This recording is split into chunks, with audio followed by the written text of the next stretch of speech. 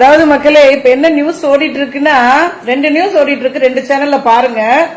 ஒரு சேனல்ல மகளிர் தினம் கொண்டாடுறாராம். தாவேகாவின் தலைவர் நடிகர் விஜய் மகளிர் தினம் கொண்டாடுறாராம். நாளைக்கு சர்வதேச மகளிர் தினம்.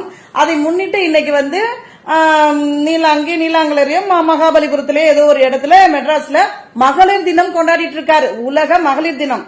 ஆனா அவருடைய மனைவிய தாலி கட்டி கல்யாணம் பண்ணி குடும்பம் நடத்தின 26 வருஷம் ஃபுல்லா குடும்பம் நடத்தின தன்னுடைய மனைவி சங்கீதாவ அவர் வீட்டுக்குள்ள அலோவ் பண்ண மாட்டேங்கிறாரு.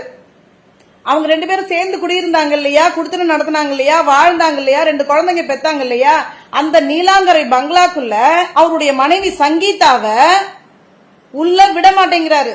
கூடவே தான் பெத்த மகளையும் சேர்த்து கட்டின பொண்டாட்டியும் பெத்த பொண்ணையும் நடு ரோட்ல விட்டுட்டு அவங்க லண்டன்ல இருக்காங்க. இப்ப இந்தியாவுக்கு வர்றாங்க.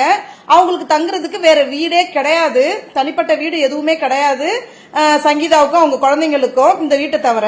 அப்படி இருக்கிற சூழ்நிலையில அவங்க 2 பேரையும் தங்குறதுக்கு இந்த வீட்டுல தங்குறதுக்கு இடம் இல்லை அப்படின்னு வெளியில நிறுத்தி வச்சிருக்கிறாரு இந்த விஜய், இந்த நடிகன் விஜய். ஆனா இவன் உலக மகளிர் தினம் கொண்டாடுறானா. அந்த மகளிர் தினத்துக்கு இந்த தமிழ்நாட்டில் இருக்கிற இல்ல அந்த சென்னையில இருக்கிற மகளிர்கள் ஆர்ப்பரிச்சிட்டு போய் சந்தோஷமா ரொம்ப பெருமையா கெத்தா அந்த மகளிர் தினத்தை கொண்டாடிட்டு இருக்காங்க. கேவலமா இல்ல?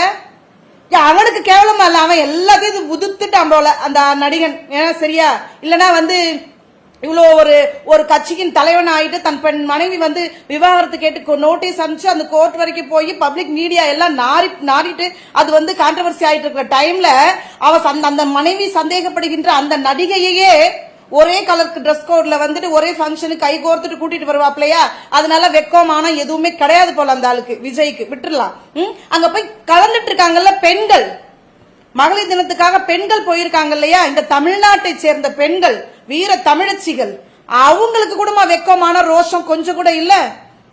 அந்த பெண்களை இப்படி அவருடைய மனைவியையும் அவருடைய மகளையும் இப்படி அவமதிக்கிறாரு நம்மளுடைய தலைவன், நம்மளுடைய அண்ணன். அதை கண்டிக்கணும், அதை கேட்கணும், அட்லீஸ்ட் அதுக்கு ஒரு கண்டனங்கள் தெரிவிக்கணும். இல்ல இந்த மாதிரி நிகழ்ச்சி நடத்தும் போதாவது அதை சுட்டி காட்டணும், இல்ல அதை தவிர்க்கணும்.